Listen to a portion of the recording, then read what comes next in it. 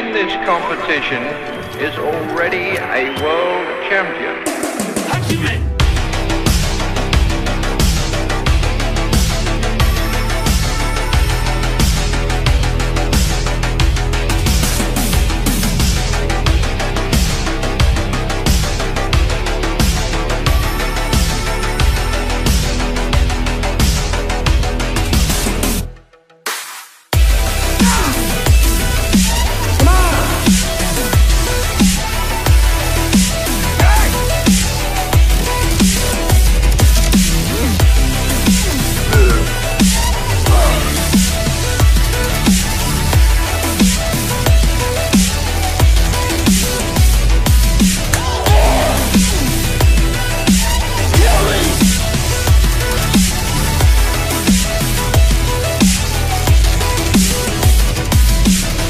Symmetry is an encompassing package.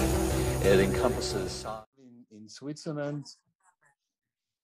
I live in Switzerland too. Mm-hmm. And then I go back and forth, but hopefully next year my papers will be officials, and then I can stay in the States. But Okay. now I'm just like actually a tourist. I can stay 3 months. Okay. Then I have to leave, then I have to go back. Okay, gotcha. All right, cool. JP. Hello. Hey. Hey, JP. How you doing, John? Good. Hey, How you doing? Jean-Pierre. Look here, who's here? Frost was Hey. Yeah, Francois, I never hung up from last week. We've been talking the whole time. Sure, he has plenty of stories, that's for sure. Yeah. But we're not live yet, go. Yeah, I'm recording, but if you need to talk about something, I can edit it. So I need to get my coffee. So yeah, go ahead. Yeah, you're good. I just wanted to get Francois on before he left. Yeah, so Ryan can't join us, John. So Okay. at the last minute, he had to step out, and I said, I bet Francois would like to come on and talk to John. So Yeah. and he's I'm like, glad. and I told him you're coming on. And he's like, oh yeah. He says I got about 15 minutes, but I'd love to come on and talk. So Yeah, that's awesome. I'm always amazed, John, how much you know about the history of the sport. Yeah. It's amazing. I don't know how you accumulated so much knowledge. Yeah, It's reading all those incredible. magazines over the years. that's how I've learned so much is watching John. Oh, really? Yeah, John. I watch a lot of your shows to learn about these guys. Yeah. Because sometimes I don't know if you saw our podcast with Francois his last week. He started talking about some guys last week that he lost me. So, Oh, really? Okay. Yeah. Well, he started talking about Reg Park and some of those. Of course, I knew who Reg Park is, but he's been Yeah. some of Reg Park's affiliates and stuff like that. He lost me. Yeah. Yeah, it's good to keep bringing those guys up, so we don't forget about them. Mm-hmm. Absolutely. Yeah. They were so big in their day, they were such big stars. Mm-hmm. Yeah. And it's a shame that some of the younger people don't even know who they are. I've never even heard of them. That's unbelievable. It is. True. It is. Speaking of big stars, Yeah, there we go. there's Ian. Hiya.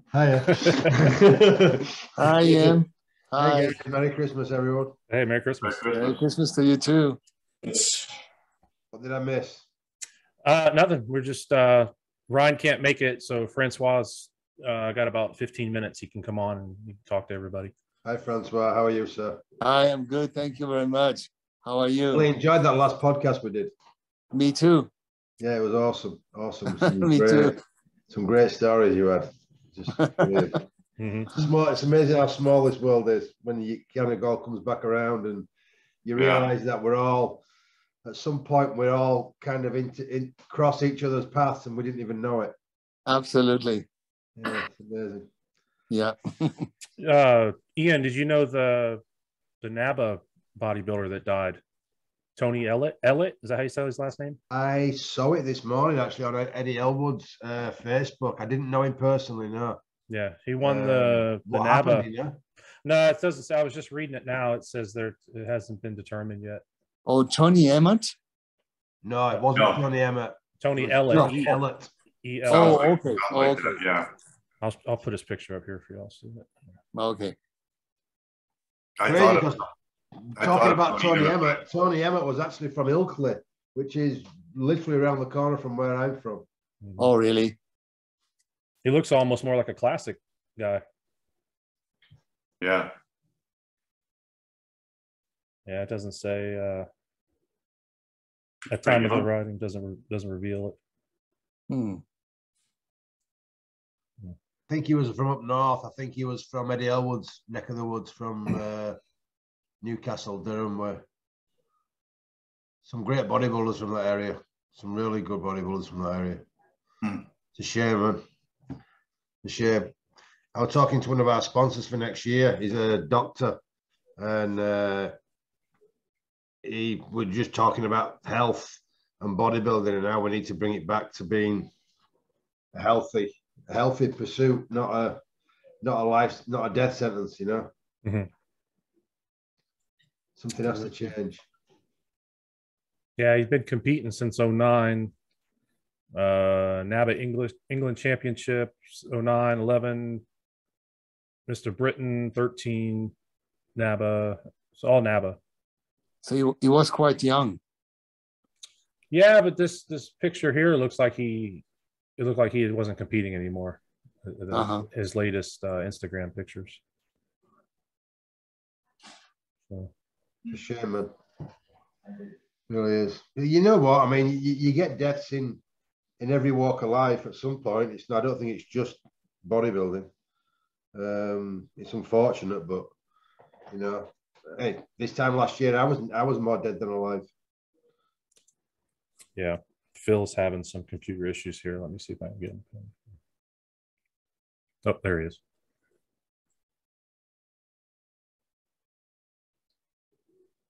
Phil Williams. Yeah, he's there. He was there for a second. Now he's gone. He'll be back. Yeah. He'll be back. So I guess the first topic, and of course, whatever you guys want to talk about, was the Nationals. Yeah, I was going through a lot of pictures today. Yeah. I love the heavyweight guy. What's his name? Carlos? No, the not the super heavy, the heavyweight. Jason? Justin Shear. Yeah. Really nice shape. He could have easily won. The Carlos, I mean, you cannot ever speak from any disappointment he delivered. He won the overall, but it's still, I mean, there's a lot of work to be done. Very kind of, I expected his skin to be a little thinner and him a little bit more balanced. I mean, the great body parts are great. I mean, they're great.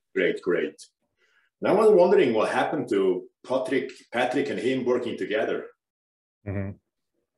You know, I mean, something must have happened there, because suddenly they not even mentioned each other, you know, on their pages. Yeah, they might have fallen out.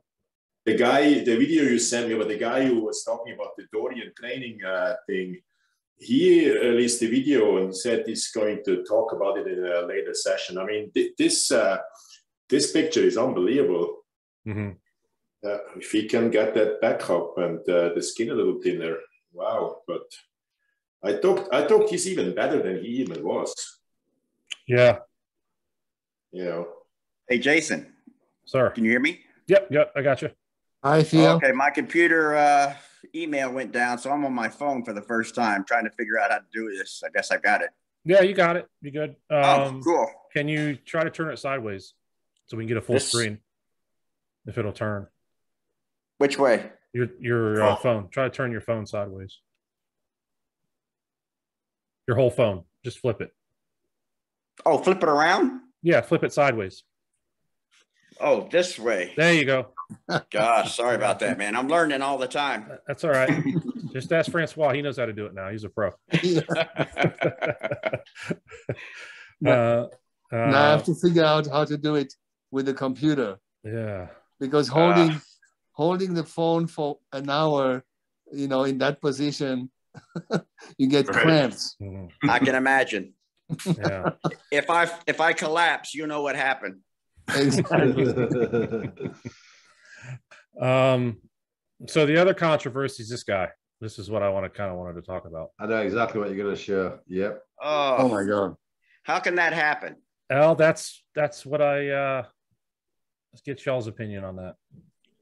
There's no way I'd let this guy on stage. No. He could sue me if he wanted to. He could take me to court. He's not competing in my show, not the Nationals. I agree. So why I did agree too. Well, I guarantee he did a smaller show, and John knows in Florida here, and Ian too, that it probably was the only super heavyweight guy that probably showed up. Or I think is it the top two that qualify for Nationals? So it was probably him and one other guy, and he qualified. So how do you tell him no? Why do they do that? Why do they make it the top two irrelevant? You could get a class where you've got 10 guys that are fantastic in one show. All 10 guys should get an invite to Nationals. Mm-hmm. You could get another show where you have one guy who is at that standard. He shouldn't get an invite to Nationals, in my opinion. That's how we do it. Yeah. He used to have one or two at the Mr. Universe from an island or from a very exotic place. Mm-hmm. But Nationals here, United States, that's a little. I mean, I don't know about the guy and where he's from, but there must be somebody in his gym or somebody in his environment telling him, "Jesus, don't freaking do this." It doesn't say it here, but I want to say that he's been competing for 10 years on and off is what I heard. Yeah. But then better, shouldn't it? Instead of wasting a lot of time on this guy, I mean, the fields were deep this year. That was the deepest fields or competitive fields in a long, long time. I mean, those are good Nationals for sure. Yeah.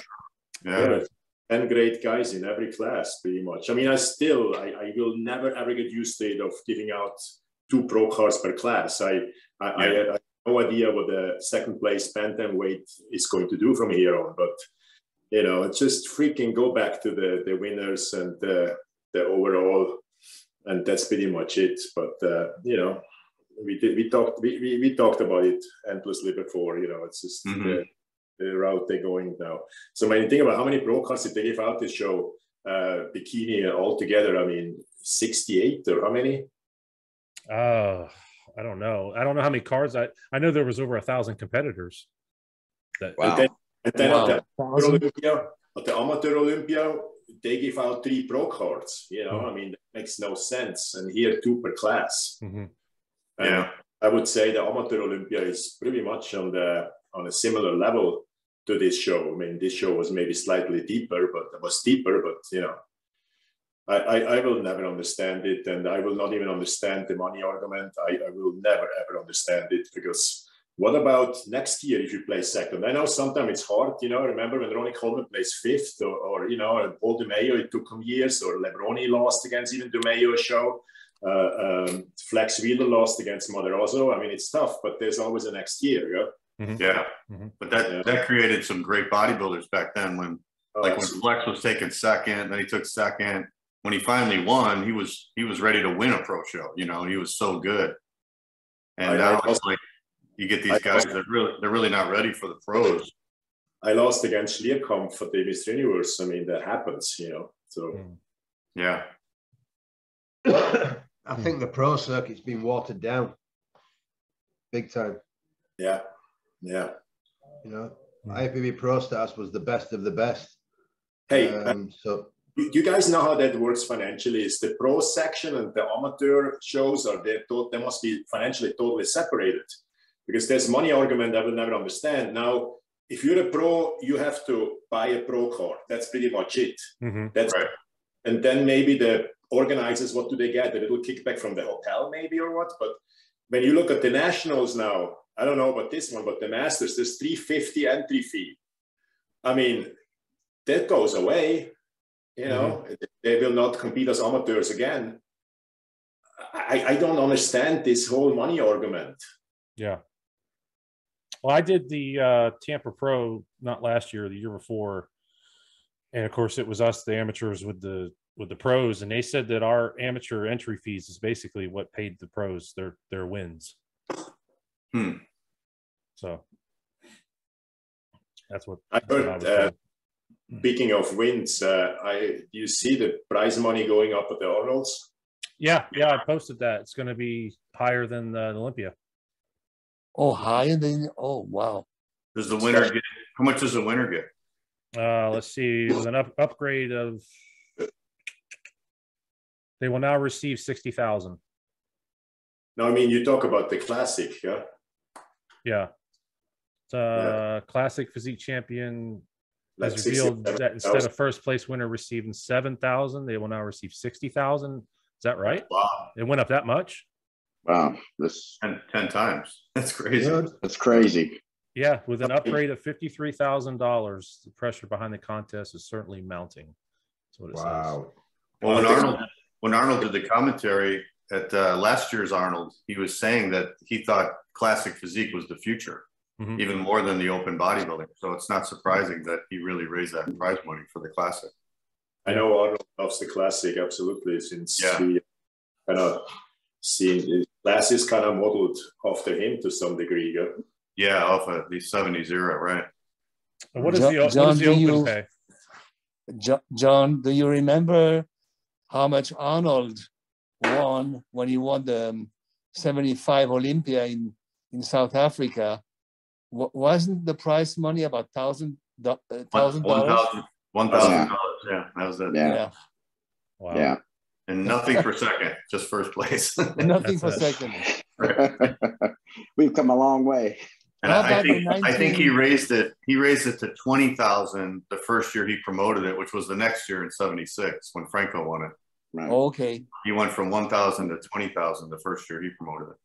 And how about 1980 when he made his comeback? That's a good question. I'll bet it was maybe 10 grand. It probably wasn't that much, you know. I can't remember what Zane was winning when Zane was winning it. It was. I know. I believe it was. I know 84. Lehaney got 50,000. Yeah. Samir got 25 in '83. Wow. Okay. Wow.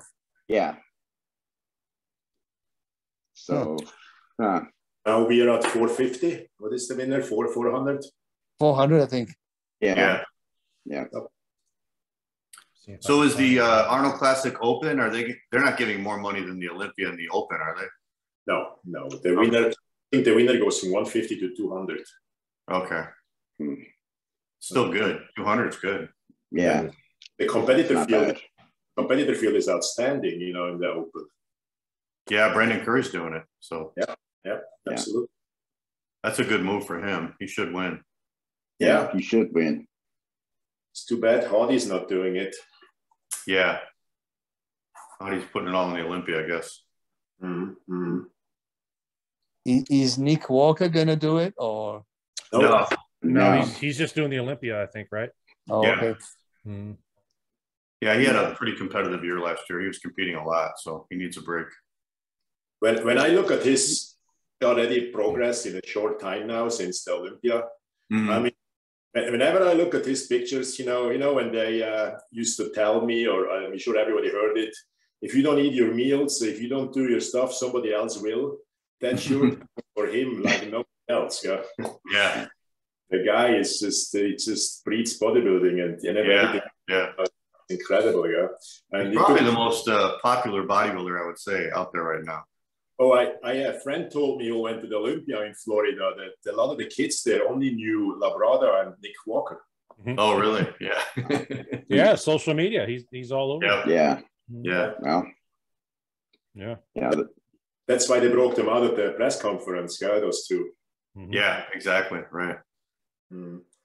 Well, I'm officially first time on the Nick Walker bandwagon. You know, I'm really on it now. I so liked that physique for so long, but you know, I mean, there's a certain amount of muscle, and you win me over, no matter how big the midsection is. Wow! I saw him win the New York Pro because that was out here in Tampa, and I was very impressed. I was very impressed with him, and I didn't think he was going to look that good based on his pictures of how he looked last year at the New York Pro, which was his pro debut. But man, when he came out this year, he really impressed me. I thought he won that contest easily. You know, there's nobody even close to him. Sure. I didn't like his structure because he's got real short legs and a long torso, but somebody must have worked with him, or he figured it out himself. He figured out by crunching down on his abs, it made his front double bicep look so much better because it didn't elongate his torso as much. Right. And man, what a difference it made. Plus, he's got fantastic abs. I mean, his abs are super thick. Mm-hmm. So hey, how tall is he? How tall is he? Yeah. 5'7". Yeah, 5. Oh, okay. Wow.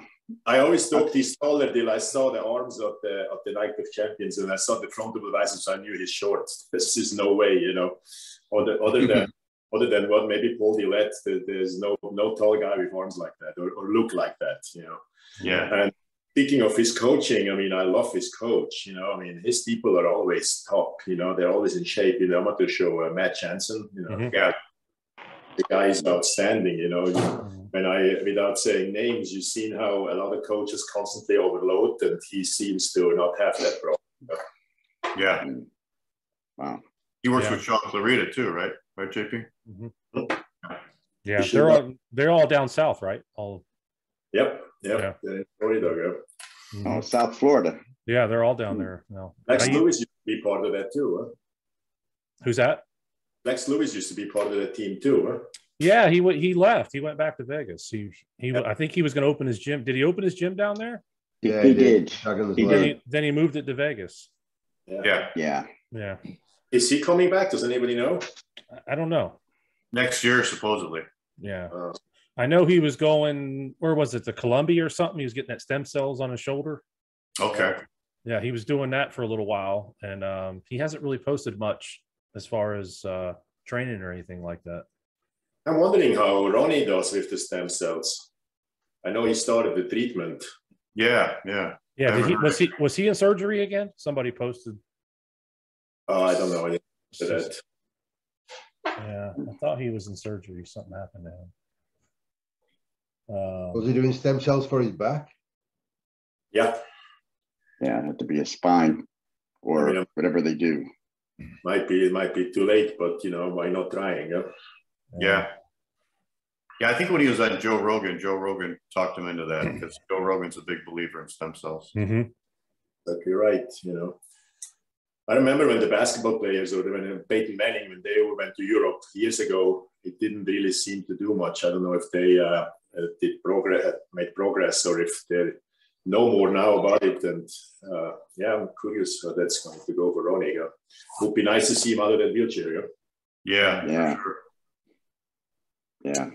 Mm. Well, I'm sure once he's feeling good, he'll be hitting the weights hard again. Yeah. Speaking of which, you see there was a couple injuries. Jordan Peters, he tore his adductor. Okay. You actually see that on video. He was doing a leg press, and you can see it tear. Oh my God. Wow. And then Guy's sister Nino tore his quad. Wow. How much was Jordan Peterson using? It was his full stack. Let me see. Let me find his Instagram if he still has it posted. Guy trained super heavy. Yeah. Mm. You can see. I thought he was like retiring or cutting back or something. Yeah. No, I don't think so. I don't know about you guys, but I'm having a hard time keeping up with the pros. Yeah. I'm so quiet right now. When I went through the list today with all the pictures, I mean, why should we? This is the non-interest, as long as they're not at least qualify for the Olympia or get an invitation for the Arnold's. I don't think it's good for the sport to have the two things I don't think are good for the sport: too many pros, or giving away too many pro cards, and from an athlete point of view, to charge an entry fee for an amateur that's the same as a yearly fee for a pro, I think is kind of upside down personally. But that's just my point of view. I guess not everybody agrees. Yeah. Phil, I always think about you when they talk about how these guys get the pro card so easy because, you win the USA, the overall USA in '84. You don't get a pro card for that because they weren't giving pro cards back then. Then you go to the Nationals in '85. You not only win your class, you win the overall, but then you got to go to the Universe and win the Universe. You get second to Gromulus. and then you don't turn pro. So you've already won the USA overall. Yeah. You've won the nationals overall, and you still don't have your pro card. No. And you know what? The funny thing is, I thought, well, I didn't earn it. Yeah, you were so hard on yourself. You're like, I don't deserve it. I don't deserve it. I really thought I don't deserve to be a pro. And so then the next spring, they have the Night of the Champions, and Labrada gets first and Ron Love second, and you beat both of those guys at the Nationals. Yeah. Well, I had to petition for that card. Yeah, of course, and Jim Mannion finally gave me a nod, and I said, "Oh, good." But inside, I didn't feel I deserved it to be one. I really didn't. But I felt well. When you play second to Joseph Grummerus at the World Championships, I mean, he had a good physique, but he didn't have your lines, the symmetry. Symmetry, right? Yeah. Well, there's a story behind that. I think I may have told you, John. Yeah, you did. Yeah. It was. Phil, did you not win the overall at the USA? Yes, I did. So that's a pro card, or what? No, it wasn't a pro card. It wasn't a pro qualifier back then. Only the nationals were. Oh. The USA became a pro qualifier in '87. '87, right? When Mike Quinn won. Because when I was competing, the USA champion won a pro card, and I was totally against it. I remember. I see it a little bit different now. I always thought they should come to the Miss Universe. You know, it's ridiculous. But I changed my mind a little bit on once I looking back to those fields. You know, and who was competing there. But I remember often the top USA athletes, they didn't come to the Miss Universe. No, they didn't qualify. No, they didn't qualify. It was no more like a drug testing because they didn't want to. Well, they would select guys that could pass the test. So the year Tom Terwilliger won, I think, what's the guy's name? Jamaican dude, great physique. The guy who placed fourth in my class in China in '94, he only placed 6th or 7th. It was O'Grady, or I forget what his name is. He wasn't that great, but I always thought an issue. That's why, like Marcus Rule never came to the universe. Right. Dorian Yates never came to the universe. No, they didn't.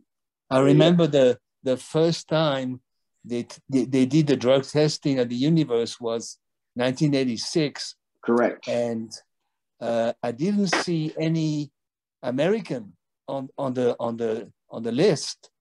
There was no American competitors, and I was very surprised. And I heard that it was because of the drug test that they didn't find anybody that could pass the drug test. What about Mike, Jamaican bodybuilder? Mike. John Paul Guillaume, and then the other guy. Mike Ashley. Mike Ashley. There you go. Mike Ashley. Yes. Yeah. Yes, he's been on here. Yes. These two guys came and they both won. Yeah. But there was nobody in the heavyweights. Yeah. No. Yeah. Yeah. I believe that. Yeah, I believe that.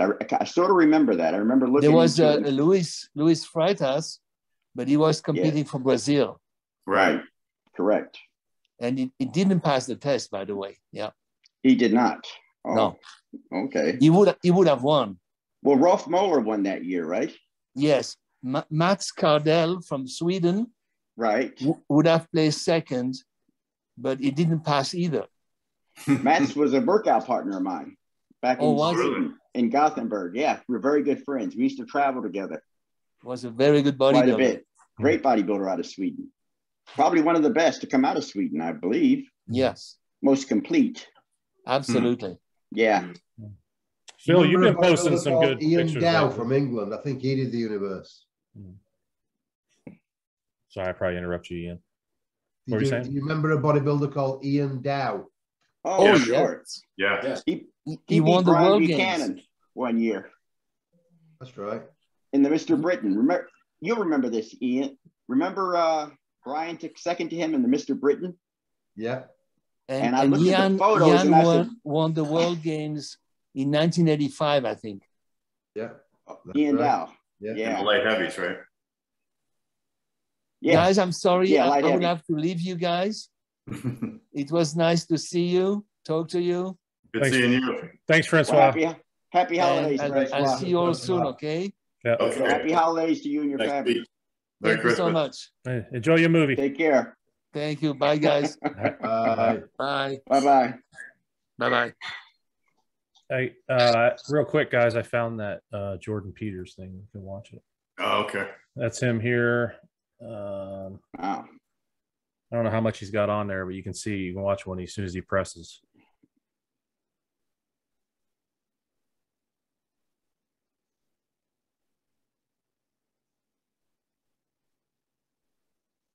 Oh, yeah. Damn, right away. Yeah, he screams right away. What's it? Hinge squat? Is that what that's called? And, he doesn't even get halfway through the press, and he tears it. Doesn't look like a tremendous amount of weight, really. I thought it'd be a lot more. No. Yeah. You see that a lot. After a certain amount of years on steroids, the stuff starts tearing. Like So you got 9 plates on each side. Right. Oh well. I know a pro. What's his name? Idris Wardell. He won the overall at the USA. Somewhere around 2003, 4, 5. He tore his biceps playing tennis. Wow. And the weight I had on, that would not even be a serious weight for me during most parts of my career, but my body was worn out. So that's kind of how it often happens. Yeah. Wow. You gotta be careful when you get older. Hey. No kidding, guys. Yeah. Yeah, I was looking to see what you used to be. No. I was looking to see if Guy had his injury on here, but I don't see it. Hey, Jordan Peters trains like a lunatic. Oh, he's strong. Yeah, it's not in a bad way. I mean, he trains very, very. Oh, yeah. He's that guy is super strong. Freakish strong. Does he train with loose form, or is it pretty strict? He trains with good form. Just very, good form. Yeah. Just very heavy. Yeah. Very, very heavy. Yeah. Mm-hmm. Yeah. He believes in progressive resistance, so every week it's a little bit more, even if it's even if it's 2.5 pounds. 2.5 pounds on each side. Yeah. It just keeps going up. Yeah. And then he gets super psyched for every lift, and it's real concentrated. But when Dorian released, from time to time, he releases his workout books or his diaries. He kind of did that too, and I never really understood that. What if your day is not the greatest, and then you have this weight from the week before, and you just have to kind of put on more because it's on your plan? Never quite understood that, but it sure worked for him pretty good. So yeah. It did work for him, but look how many injuries he got at the end of his career. Yeah, that's true too. I think you can do a progressive resistance at the beginning of your career, but I think it gets to a point in your career where by going heavier, there's too much. The risk outweighs the benefit, in my opinion. Absolutely. Now, do these guys deload? You know what I mean by deload? Every 6 workout, let's say, you take it up about 80% of that. Yeah. Maybe have 1 or 2 workouts like that, and then try to go back to where you were if you're able to do it. That's what I've been doing in my training for the last few years. I'll train hard for like 7 weeks, and then I'll do a deload. But my deload is like 50% of the weight I normally. It's like it's almost like a week off, But I feel better mentally and physically when I come back, and then it does stop you from burning out too. It does. It helps that. It definitely helps from burning out in the long run. Makes a big difference, I think. I never did that when I was younger, but you definitely got to do it now when you get older. Yeah, well, you train smarter now. Yeah. Every few weeks, I did a whole body workout week, where I Monday, Wednesday, Friday train my whole body with just pumping. And early in 94, 5, 6, 7, sometimes it took 8, 9 weeks till I went to a light week. But then later on, and I never had any injuries other than the big one. And later on, it's sometime after 3 weeks, I just went to Monday, Wednesday, Friday pumping. Yeah. I try to kind of teach that to my guys, and it's very tough on a lot of people, mentally, just to go light. I never was like so happy to train light for a week, You still have great pumps and there's still great workouts. Yeah. Sure. But, most guys, they're just Yeah. I do that No, you now. have to- I do that about once a week. I'll do full body. Yeah.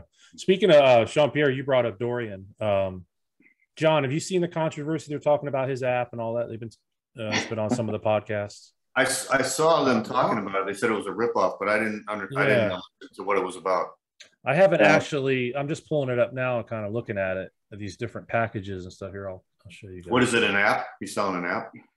I watched the whole thing, and I even went through the comments. I mean, not all the comments. There were 700 comments. I went about 1/3 in, and of course, a lot of people who trained with him defended him, and I kind of have my own take on this. You know, I mean, I totally understand when you're becoming really big that you have people working for you. I understand that, and there's many great teams who do that. Just what rubbed me a little bit the wrong way is the constant promise of, you know, the cheap stuff, like we only have very few spots left, you know, you are going to. Yeah, they've got these 3 pro, they got the silver, gold, and platinum. And then this whole thing about how much money can you spend? Freaking tell me what the program costs, you know. And but other than that he has professional salespeople and all of that, I understand that. But at some point, if you promise me one-on-one, I want the guy on the phone, you know. Because I mean, I do the same thing. I have sale calls, and I went to school how to do sale calls, and I understand all of that and what to say and what not to say. And but it's me on the phone, you know. Yeah. Even at times when I have somebody working for me, they know from the beginning on that I might, you know, check in from time to time, but this person will work for you, you know. So I mean, when you look at the comments, he's doing a lot of great work with a lot of people. I mean, it's not that nobody ever gets to work with him, you know. Just the kind of way this was all set up here, it's a little fishy, you know. Yeah. So, do you have, when Jean-Pierre, when you train clients and Ian too, do you have a set rate that you do for everybody, or do you charge different for amateurs as you do pros? Or no. If you turn pro, in general, I don't even want to train you anymore after you turn pro. But a few pros I kept, and I charge. I only have pretty much 3 programs I sell. You know, 6 months, 4 months, or if necessary, but I try to avoid it. I do month-to-month payment plans, but I to avoid that. So I pretty much have 2 plans, you know, 4 or 6 months. And I do work with apps, you know. I mean, it makes it a lot easier. And I'm not going to lie that I can throw out the program very, very quickly. But the programs are all at some point designed by me. And the only reason I can do it fast is because I know my programs in and out, you know. So if you contact me, I might not the first time design a total new program for you, but I will take a program of somebody I trained similar to you and then just make little changes. I mean, it's just not possible, you know, scratch to design a program for everybody if you train 100 people or so. And when it comes to competitors, I try not to have more than like 20, 25 serious competitors, because once you go to a show, once they're ready to go on a show, if you're not at the show and you don't watch the hourly to hourly changes, and you know, no way to do this in a serious way through a phone call. You know, I mean, when I look at my bikini girls at the Masters from 2 weeks ago, which both won the national title, I mean, it's just the plan. I had to go in it, and what at the end really happened. You know, when you pull the cards, when you put them back in. You can't do that if you're not there. It's just no way. I just ran into Jose Raymond at the show. He was there for one bodybuilder, and we discussed it. This is no way to do this in a serious way if you're not there. I think that's what is a problem with some of the coaches I mentioned earlier. You know, you cannot have 300 athletes and have somebody on the phone and tell them when to pull the carbs and when to take diuretics, when not to take diuretics. Right. So it just happened there. So this, remember Andrea was talking about it, Andrea Shaw, that she would never join a big team. She wants a small, good team. Or, you know, it's the only way to really do it in a serious way, you know, when you have competitors. Yeah. Now, Ian, you got guys that compete over in the UK that you, obviously it's all online. Oh, yeah, I mean, I do it. I do it differently. I don't do. I mean, it's probably not good from a business point, but I think it's better for the athlete. Everything I do is one-on-one. Everything I limit myself to. I think the most clients I've ever taken on will be just over 20, like 23, 24. Good number. I'll be honest with you, I can't handle more than that because I give each client so much attention as far as everybody's different, right? Everybody's different, and maybe I'm just not organized enough to take on more.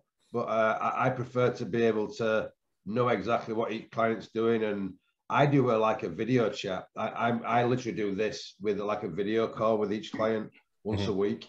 Some clients choose not to do it, but generally speaking, that's what I do.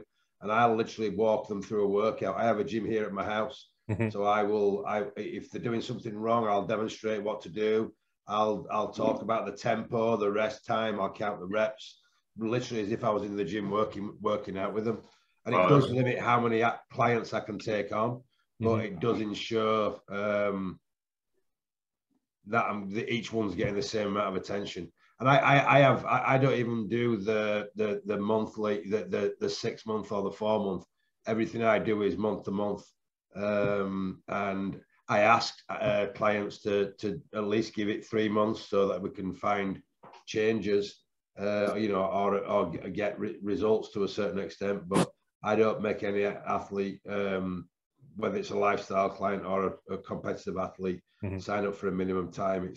I'm just too tired of running after the money every month, so that's why I try to avoid it. So 4 weeks ago, we had the Amateur Olympia in India, and I couldn't go. I had 2 really great athletes, and both athletes didn't do great. It was partially my fault. It would never have happened if I would have showed up there a week before.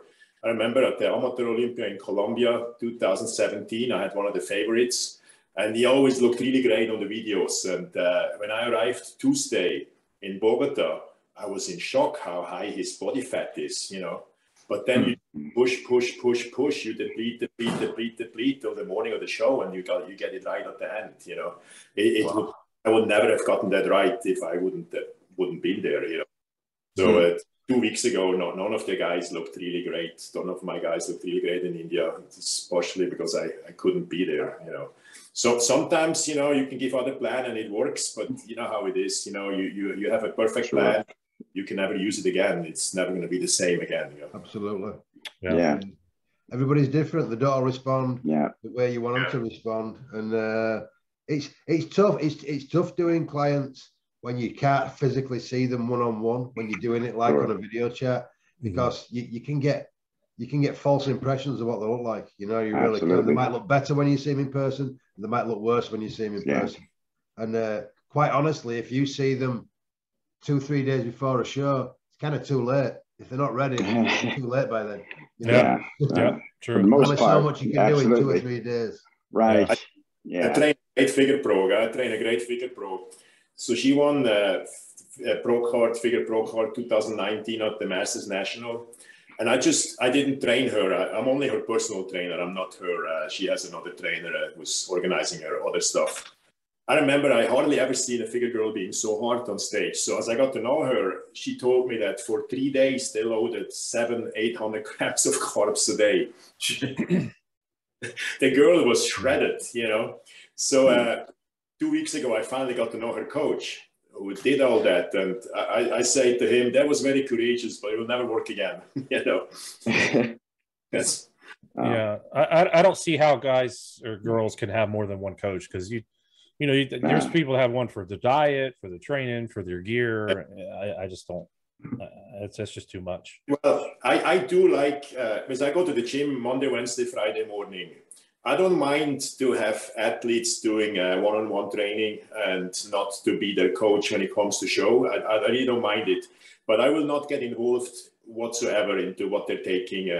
This girl, for example, she only trains with me because she had a bad leg injury, so she wants me to bring her leg up. And the cool thing is, I also have no responsibility in a way how they're doing, So I just train them in the gym, and if it doesn't go right, it's not my problem or not my fault. But I don't mind.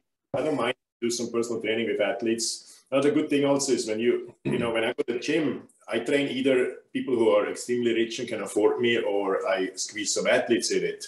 With an athlete, you have a certain goal, you go in, you do it, and you might be done in 35 minutes, 40 minutes, 45 minutes, Where with a lifestyle client, I had lifestyle clients telling me after 55 minutes, I have another 5 minutes, So I do prefer athletes. It's just kind of more my thing, Yeah. So I did find myself in the middle of a session with a lifestyle client. Oh my God, what am I going to do next? That's not going to happen with athletes, because that's what we do. We train athletes. Yeah. I hear that guy from Nationals is looking for a coach. You mean he doesn't have one? Which guy? Which guy the heavyset guy, the super heavyweight guy. Yeah. I don't know if I'd want to coach him. I saw that and I thought it was a joke. I thought, well, who's, I mean, it looks like a joke. Is that guy a power lifter, Jason? I thought that's what the article said. Did you see the pictures from the Arnold Classic? I think 2 years ago, they had like 3 or 4 different athletes in there that had no place been on that stage. They were so out of shape. I mean, I don't understand why they don't have a minimum requirement, or reserve the right to refuse entry to an athlete. I would do that. I mean, I would do that. We do. We have a clause with the PCA where if an athlete doesn't reach a minimum standard, then we reserve the right to refuse them entry to the show. That should be on paper. They should put that on paper. Yeah, we have. Oh, PCA okay, good. That. Yeah, I have that on paper to protect ourselves, because I think it's disrespectful to the other athletes, personally.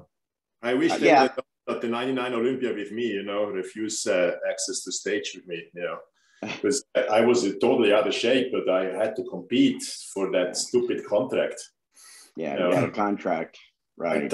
I tried to get out of it. I knew 5-6 weeks before, because I was more concerned about my move to the United States, and I was running around looking for a house. And 5-6 weeks before, I had a photo shoot with Nasser, and he's like, "For God's sake, JP, what are you going to do? You're not going to compete." So I contacted the reader office, and it said, "No, you compete." So, but 3 or 4 weeks before, I tried, but it's too late then, and I had to keep that contract to make sure my green card stays alive, my green card application stays alive. But it just hurts me up till today, looking at those pictures being up on stage, totally out of shape. Yeah, but Jean-Pierre, your out of shape wasn't like that out of shape, was it? I was just getting ready to say that. There's 2 different types of out of shape, That guy's never been in shape. Yeah, exactly. This guy has never been in shape. Yeah, that's like me entering a beauty contest. Oh dear. Yeah, that's its equal. Okay. Hey Phil, do you remember back in the day? I mean, if we go way back to like the late 70s, early 80s, I remember watching a show or even competing in a show. There was always one guy that would be and the audience would just like laugh, and they'd be applauding him like crazy. Or they'd applaud, make him think that he was really something special. Always one guy. Jeez. There's always been one at my show where he's one of my last show, you could tell he had lost a lot of weight, but he had a lot of loose skin. But they let him compete and stuff. So the good thing about it was I walked in there and said, I'm not going to get last place. So well, it's the Nationals. I mean, you expect to see the best of the best. Exactly. And when you have someone walk out like that, man, it's a joke. I mean, it's funny. Well, he had to weigh in, because he had to strip down and weigh in. You don't think? I'm sure. You have to. I would have pulled him aside and said, "Hey, buddy," gave him a pass to McDonald's or something like that. Gave him some lunch there, which is probably where he spent most of his time dieting, from the looks of him. But that's what I would have done. No, definitely. Especially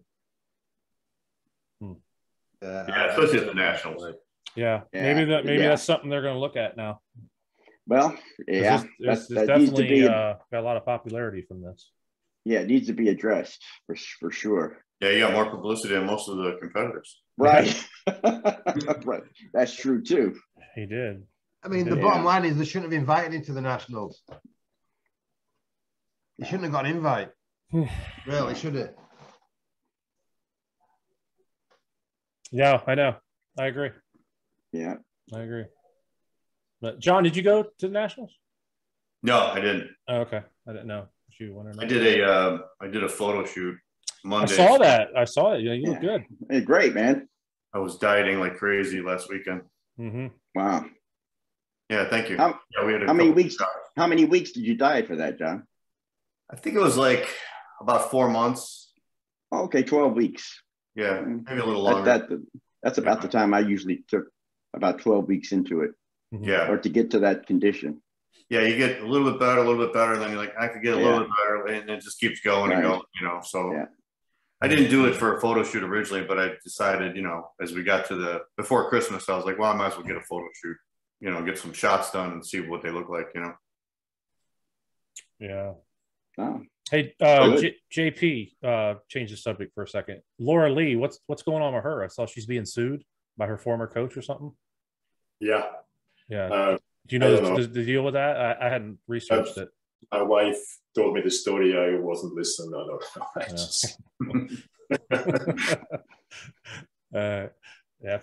think he had a clause in the contract where she was supposed to mention him after she won a show, and like give him publicity, and she wasn't doing that. So I think, and then they split. I think that's what he's suing her for, is that she wasn't. She didn't live up to the terms of the contract because she wasn't mentioning him enough. That would explain the defamation. I wouldn't sue an athlete, but it happened to me before, and it just freaking kills me. When they go on the interviews, and just please mention my name, so we can get some new clients. I remember this physique pro who went on RX Muscle. He just got the pro card with me, and I took him from nothing to be a pro. And for a freaking hour, I'm listening to the guy, and not one mention. This was 2 weeks after the show. So I called him up away and said, "What the hell? What the fuck is wrong with you?" And he's like, "Well, there was never really a chance." I said, "You got to be kidding me." So shortly after the show, he hired Colombo. He dumped me for so that's mentioned, And then when he prepped for the first pro show, he never told me that I'm not his coach anymore. So he kept doing check-ins with me, but it wasn't the same close relationship like we always had. And then about 4 or 5 weeks before the show, I drove to San Diego. I said, I gotta freaking get a little closer grip on the guy. It's his first pro show. And he was acting all weird. He wanted to walk on the beach and didn't answer my questions really right. And at some point I said to him, "Hey, can you take off your shirt?" And he wasn't in shape, And I said, what the hell is going on? Because I used to do a 3-day high carbs, 1 day low, 2 days low with him. And he worked really, really well. And I said to him, "Did you get away from the cycle I designed for you?" And he's like, "Oh, I'm doing 1-1. I said, "Why the hell should you change if it worked so well?" So he's like, "Oh, this works right now." After the show, I saw that he thanked his coach, Palombo. Wow. Yeah. I don't understand people not communicating though. Why didn't he just tell you that before? Why didn't he tell you that earlier? It's just a character flaw. That's all it is. I knew something is wrong. I couldn't really reach the guy, but he did send me check-in pictures, and I always told him, "You're falling behind. You're falling behind. You're falling behind." And as good as Dave, Dave is in Florida running 4 different businesses. I'm here. So I can sure do a better job with an athlete who lives near me than a guy in Florida, But he placed last place, I guess. I want everybody to do well, but in this case, I'm totally fine with him placing last place. Jeez. Do we know what happened with Bob Ciccarello? Well, he was fired. I do. He didn't want to do the pre-charging, and he has a clear instruction or even contract to do the pre-charging. So he started to show up 20 minutes late, got into he kind of walked in 20 minutes late. "Hey, everything fine now, I'm going to take over." And he told him, "No, you're done." You know, don't show up 10 minutes late. The little And that was Gary Udit fired him. Yeah, a little bit of a screaming match, what I heard, went back and forth, and he said, look, you're fired for good. You know, there's no evening show, no nothing for you here. Yeah? Mm-hmm. So that's exactly what happened. You know, I don't know why he don't do prejudging, you know, so maybe he's too good now to stand up there for this many hours. Yeah. Does that mean our shows? Yeah, I was going to ask that. What's that going to do for the Olympia and all that? Well, that means nothing for the Olympia, you know. Different promoter. Yeah. Different organizer. He would not show up for the Olympia prejudging, I hope. Yeah. Yeah. I know there is some change at the Arnold's Classic backstage podcast, or what is it?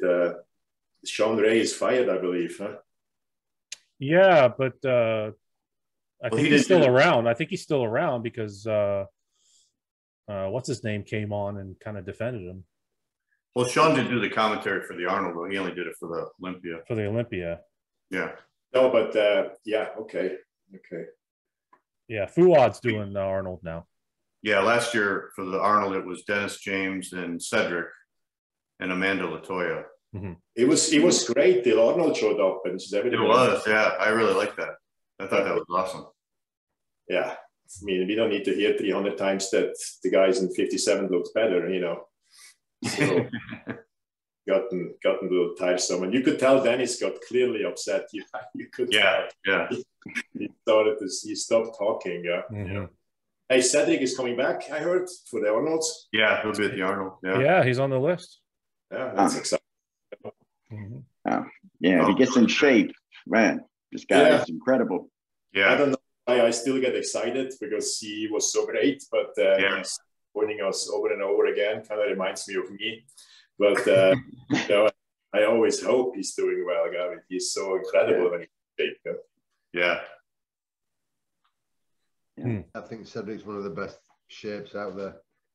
Right now, yeah. He'd be one of the best on stage. I agree. He's not 5'7" like most of them, go. Right. Yeah. I remember the first time I saw him at the Arnold. I think it was in 2013, maybe, and I was sitting in the back of the auditorium, and they placed him real low. I don't even know if he was in the top 5. I think it was like 5th or 6th. And guys like I think Hidi Tada beat him, Johnny Jackson beat him. You know, guys who were shorter, didn't have the structures, and they said it was because he was holding water. But he wasn't off, you know, he wasn't that far off. He might not have been super ripped, but he wasn't that far off. And I was sitting in the back, and I was just looking at the structure, and I'm like, how is this guy not in first place? I mean, I thought he looked so incredible. And I've been a Cedric fan ever since that show, but I thought he was placed way too low, you know, for just not being hard enough. You know, I mean, his glutes were hard. He might have been super strided, but I've always loved Cedric's physique. I've always thought he was great. He's actually the only one you could say has a beautiful physique. Mm-hmm. Yeah, and he's big. Yeah. He's tall. Yeah, he's over 6'2". Is he about 6'1", 6'2"? Wow. Yeah, he's tall. He's good too. We used to have a pro show here in town, you know, the Lou Ferrigno Classic. And the last one they did was Cedric battling Brandon. And Brandon's just out. Yeah, they both looked absolutely great. Jose Raymond was competing in the Open, placing 4th, as I remember. Yeah, I love Cedric. He's great. Yeah. Got a great personality, too. Yeah. Now, he's still in the military, right? The Army, yeah. Army, yeah. Wow. Well, that must be hard to juggle that training and diet if he's... Well, I think that's what's hurt him a lot, you know. When he's must be. That makes sense. Yeah. Yeah, that makes sense. He actually got a special invite, I think, 2 years ago to the Olympia, because he was overseas or something. Yeah, he did. Mm-hmm. And I think from what I heard is a couple of times when he did push the water, he got in some serious trouble. Yeah.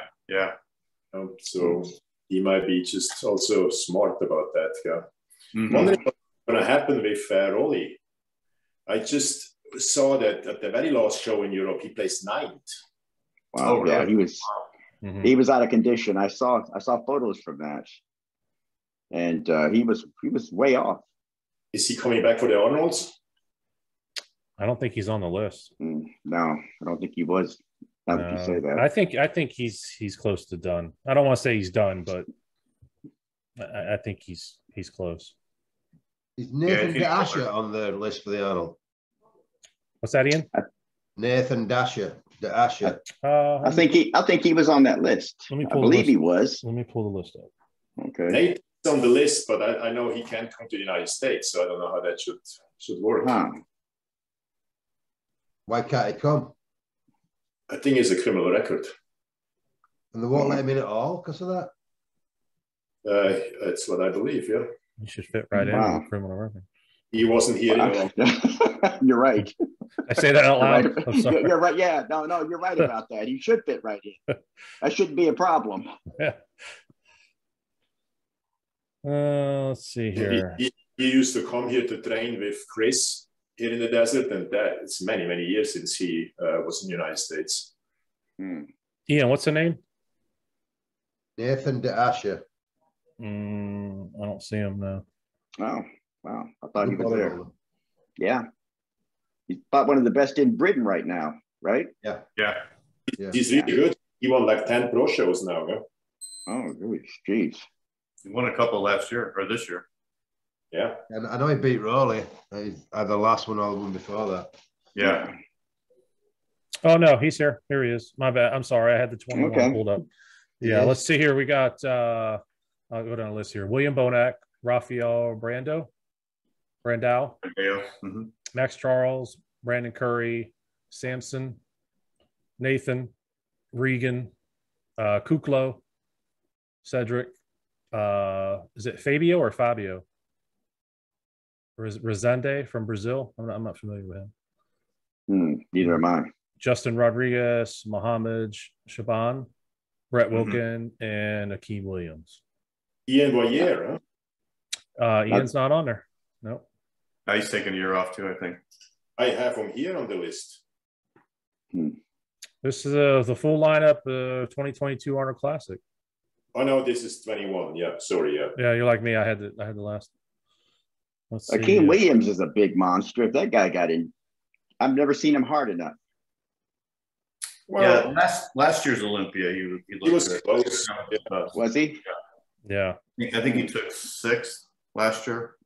Yeah. Okay. Good. How do you think Regan's going to do now? He's with Milos.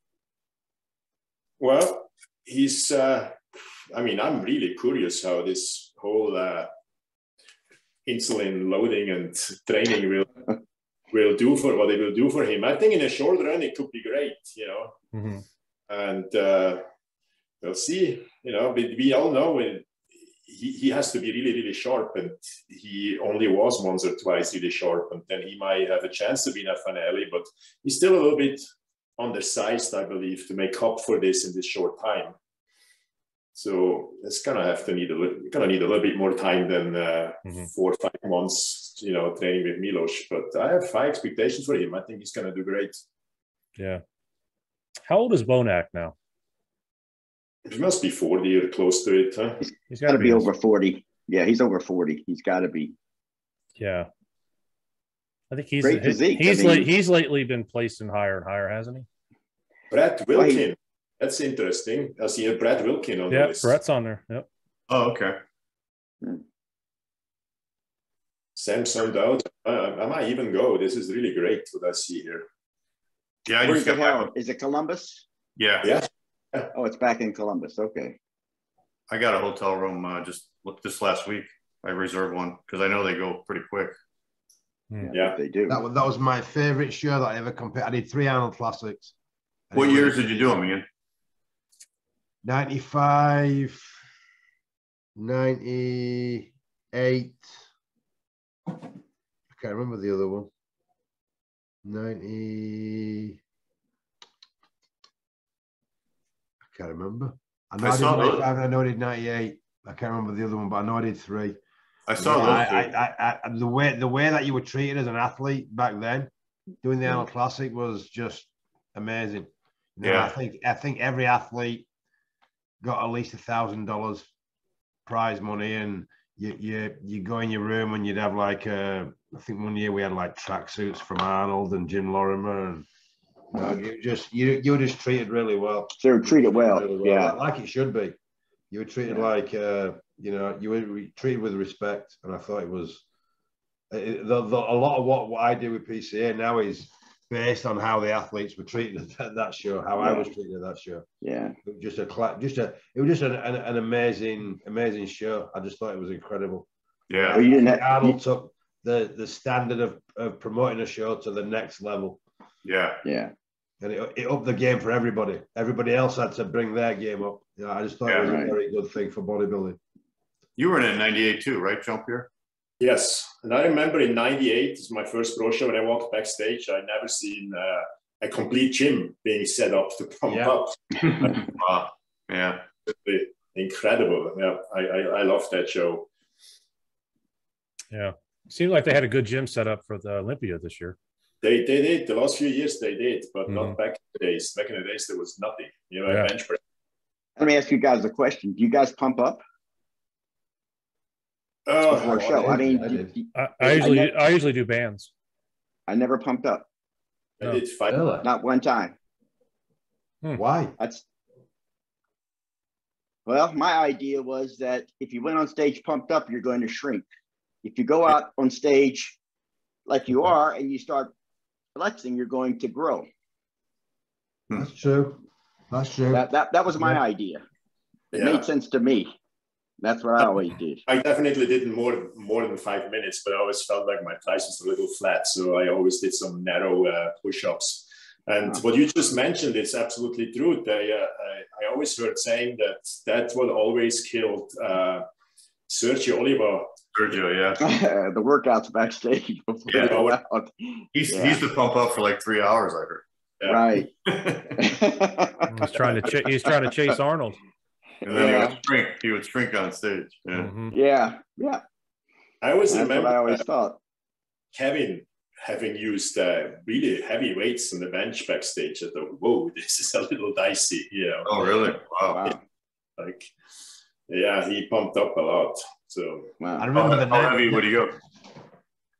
Sorry, go on. How heavy would Kevin go? Yeah, probably 3 or 4 plates on it. Wow, damn, it's heavy enough. Wow. Before you go out, I'm surprised they even had that many back there. Right, no kidding. You would need that many. I remember the Olympia in '95. I remember being backstage for that show, and they had one mirror, one tiny little mirror on a swivel for every athlete, and they had like maybe 3 sets of dumbbells and 1 bench, and there was, I don't know, there was probably 20 guys in it, and I'll never forget. Look, Kevin Leverone was stood in front of the mirror, and I'm pumping up, and I'm looking around. You know, I'm kind of intimidated. It's my first Olympia, and I'm like, oh man, these all look incredible. And then I just caught a glimpse of myself in the mirror with kind of at the side of Kevin, and I'm like, okay, I can stand with these. I can stand with these guys. And then NASA walked around the corner and my jaw just fell up, and I'm like, holy shit. His shoulders from the side were like a watermelon. They were just so big. And I'll never forget that. One of the weirdest experiences I've ever had. But yeah, they literally had 3 sets of dumbbells, 1 bench, and 1 mirror for the whole. Unbelievable. Show. Wow. That's crazy. How about Dorian? Did he pump up a lot? He did. He did? Side race special. Another side race. But no, he didn't take the shirt off till like the last second. Yeah, that sounds like him. Yeah, that makes sense. It's kind of a game. Yeah, has live up what does he to look his like? name. What does he look like? Yeah, exactly. There you go. I remember the '95 Olympia that I'm talking about. Dorian was in his pump-up room. He had his own room, and he was pumping up with Steve Weinberger, and he didn't walk out backstage until literally a few seconds before we went on. All of us were all just pumping up in front of this one mirror, and he's in his own room. And then I think but I remember that well. That pump up room with Steve on the side, that was a big issue in '96. Oh, really? We were not allowed to have anybody backstage, and he had his own room and coach. I don't know, coach. I wouldn't say coach. And Sean started a real fuss about it. You know, they started screaming at each other back and forth about how the same rule for everybody. Yeah. It should have been the same rule for everybody, but I never said anything. It was just kind of, it kind of was what it was, and I know him and Steve Weinberger were very tight. Yeah, if you didn't get on with Dorian, Steve Weinberger didn't get on with along with you. I know that much. Yeah. Who backstage? Did anybody like shock you backstage, or like when you saw him and say, "Oh shit, this guy might take it"? Yes. Well, the only thing shocking me was how short they all are, and how small.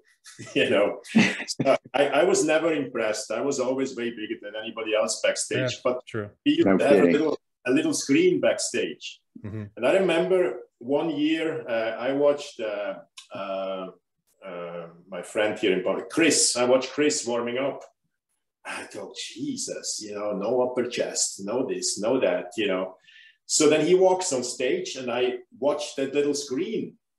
And wow, did that come together once he walked on stage, It's just backstage, on stage is a different story. With me, it was the complete opposite. I looked much better backstage, unfortunately. Once I always walked on stage like I'm a German tourist in Mallorca, so nonchalant, so like no focus, stomach out. The only thing who could afford doing that was kind of like Dexter, where it takes him like 5 minutes to walk out there, but it looked good. But me with my big belly, it just didn't look very pleasant when I walked out like a tourist. That would have been maybe okay to have a coach who would have kind of taken me to the task later, say, "Hey, buddy, this is serious stuff here." So, that does though. It highlights the importance of posing and presentation, because you get a lot of guys that I saw backstage that didn't really impress me that much, but when they walk out on stage, the way they pose, the way they hold themselves, the way they walk out every step, it just makes them look incredible. There's no flaw. Especially Kevin. Who was the trash talker? Well, I always talked to Nestor a lot, but he was definitely a trash talker. But with Biscuit, he had the German thing going. I remember how he screamed at me when in '97. I didn't have the best eye backstage. Who is how good? He had a better eye for it. And Dorian was very big in '97. And I kind of didn't quite understand how watery he is and how big he is around the midsection. I also didn't compete with him in his best years, the '93, '95. And I say to Nestor, "Wow, he's bigger than usually. It's kind of really impressive." And Nestor screamed at me, "What the fuck? He's like totally overloaded. Can you not see that?" Like, oh, I'm sorry. Who did impress me backstage the most? Two guys impressed me backstage. Paul Dillette. When he just walked around, he was massive, even his back. Sure. As long as he didn't have to move. I remember him sitting there and talking to Dorian, also Dorian the jacket on. He was just sitting there. And I thought, is it amazing would a normal person come in here? They would never believe that this guy is going to beat that guy up on stage in a few minutes. Who's very, very impressive. Just walking around was Flex. Yeah, he wasn't the big, but that's just like beyond beautiful. So. Oh yeah, Flex is beautiful. Sure, beautiful physique. How tall is Paul Dillette? 6'2". I was gonna say he's kind of like Cedric, kind of that size. Yeah, stand and relaxed. He was a winner. Just stand and relaxed. Yeah. Don't pose. Just stand there. John, have you interviewed him, Paul? No. Yeah, I've tried getting a hold of him too, and he's got that WBFF. Right. So I used to see a lot of posts on that. Now I haven't seen it recently. It's been a while. Too. Maybe it's because of COVID. I don't know, but yeah. There's a WBFF pro. She was on my show at the very beginning, and I just reached out to her about coming back on again, and she said whenever. So I'll have her on. She can talk a little bit more about the WBFF and stuff. It's not the organization based in Canada, and you know how closed up Canada is. Yeah. Yeah. Yeah. But apparently they're pretty high dollar, like their entry fees and all that, from what I hear. Yeah, they are. Wow. Yeah, they went I the mean, other way. high dollar. What's high dollar? Meaning what? 200 or 300, 400, 500? Well, that's the least of it, but the dresses. The dresses, the evening dresses and stuff. Yeah. Oh. Yeah, the girls wear all kinds of costumes too. I think it's pretty. Oh, okay. Yeah, my wife interested in that, and I told her I'm not going to pay for it. You know. Yeah. Yeah, I'll have this girl. Her name's Janet. She's actually a police officer down in Key West, also. So I'm friends with her. Wow. She'll come on. Yeah, she's pretty cool. Yeah, Paul went the other direction with WBFF. He kind of went really high dollar. It didn't have bodybuilding. It's all like model a beauty pageant, really. Yeah, it is. That's kind of what it does. Yeah, they wear like crowns and stuff. Yeah. Yeah. So it's a beauty pageant / what? Fitness has anything to do with the physique? Yeah, and the guys are more like Calvin Klein type models. Yeah, they're not bodybuilders, really. Yeah. Oh. Yeah. Okay. I thought Paul should have did better when he was a pro, especially in the beginning, like '93 when he first turned pro. Man, I thought he was super impressive. Yeah. 93, 94 are his best years. Yeah. Yeah. Man, he was tight and big, and I don't know why he didn't place higher. Yeah. Well, he did 4th, 5th, 3rd in many shows. He did place very well. You know, he was kind of not getting around Flex and Kevin often. Yeah. I remember the European tour when that guy walked around on European airports. I mean, it was just deadly walking like children. Yeah. I can imagine. So wide. I remember, what year was Flex Wheeler's first Arnold Classic win? His first pro show, John? Can you remember 93. 93, yeah.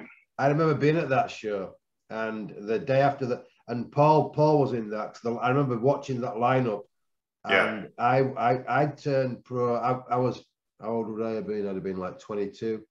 So I was getting ready to do my first pro show later that year, and the lineup was incredible, number one. But the day after the show, I was walking past the cafeteria at the Doubletree, which is where all the athletes used to stay. And Chris Lund was sat with Flex Wheeler, and he called me over. And Flex Wheeler's eating a burger, and I'm sat talking to him, and I'm telling him how great he looked. Yeah, there it is, Paul. And that was that. And I carried on dieting for a show. I ended up not being able to compete in the Night of the Champions. I dehydrated too much. And then I went to do the English Grand Prix later that year. And Flex is backstage, and he kept looking at me backstage. He's like looking at me really weird all day long. And then he came up to me at the night show, and he said to me, he said, "Where do I know you from? I know I've seen you somewhere before." And I said, "Oh yeah, you know, the day after the Arnold Classic, your first pro show, you were having a burger with Chris Lund." He's like, "Damn, that was it." And we kind of struck up a friendship from that point on. But I think Flex Wheeler was definitely the most impressive bodybuilder I've ever seen. Just a most incredible physique. I remember looking at him. I wasn't in awe of many people, and it wasn't because he was super big, but his joints, his wrists and ankles and knees were so small. He looked like a cartoon caricature. He just definitely the best bodybuilder I've ever seen, in my opinion. Absolutely. God, Paul's massive. Oh, he was unbelievable. Paul was a freak. Yeah. Paul, you know, the thing is, like what everybody said, Paul looked great. Like in that pose, he looked great. But in a lot of poses, he looked better when he was stood, especially his back poses. He could he used to shake a lot when he posed too. Yeah. If you remember rightly. He used to shake a hell of a lot. I heard he had a shoulder injury, which didn't allow him to hit a back double bicep properly. Oh, really? I didn't know that. Yeah. I remember hearing that years ago. Like him and Ronnie, so he always had problems with the back double bicep. Crazy. He was a freak, all right. Yeah, he was. I've never seen a guy so laid back in the gym. I remember him doing leg presses with quite a lot of weight. I think he had headphones on. He was on his phone talking away while he was doing his set. He was real laid back with his, but his intensity was not a Dorian Yates intensity. It was a very. It was Paul Dillett's intensity, and he went to the beat of his own drum. Did Paul for sure? Yeah. Wow. I can only bet back then it was the big old square phone, huh? Probably, yeah. Yeah. It's not like it is now. You just hit your AirPod or whatever. Right. Yeah. How is different Flex time. doing? He hasn't posted anything in a while. Oh, he's posting his supplement line now. Okay. I mean, health-wise, I knew he was talking about having to get another transplant. Wow. Well, he had COVID. He was in the hospital, it looked like, for about 2 weeks. Okay. So he got out of that. He's fine now. So I've seen him training, doing personal training. And that's good. Like I said, good. Just basically selling his supplement line. Where's Flex living now? Is he in Vegas? Vegas. Mm-hmm. Yeah. Right. Oh, yeah. Okay. Yeah. Vegas. I was just checking. It's mostly training and supplements, like Phil said. Yeah. Yeah. Yeah, I've talked to him a couple of times. He was going to come on. Looks like he got out of this COVID, so that's great. Right. Yeah. Right. Yeah. He was actually going to become a police officer. He went to the police academy. That's how him and I started talking. Wow. Yeah. Yeah, I didn't remember know that. Mm-hmm. Yeah, I remember that. I always liked Flex. A lot of people didn't like him, but I always liked him. He was he was always very cordial and very respectful with me. You guys remember the year he won the martial arts event at the Arnold? No, I did not know he did that. No, he did do that. Yeah. Didn't know that. Yeah.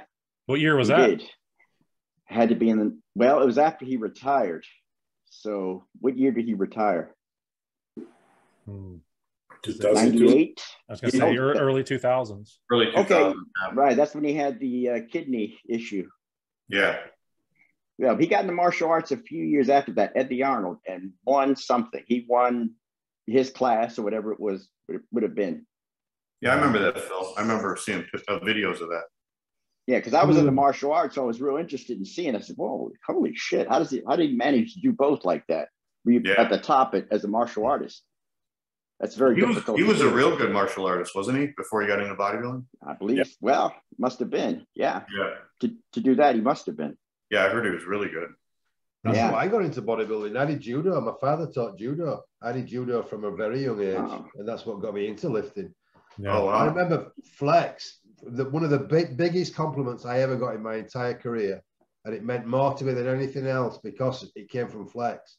I did a guest posed, I believe, at the Emerald Cup in Seattle one year, and Chad Nichols, Kim Shevesky, Paul Dillett, and Flex Wheeler. We were all on the Weeder booth, and I was guest posing, and he invited me out for breakfast the following morning with his fiance, somebody called Love, I believe. Yeah. Oh, yeah. Paul Love's daughter. Paul Love's daughter. We were sat there talking, and he told me, Flex told me that there's a picture of me leant against a rock at the Central Park on my pro debut. I never actually got on stage, and I didn't weigh that much at that show, but I ended up pulling out of it because of dehydration. But he told me that he had that picture on his refrigerator, and he thought I was going to be his main competition as a pro.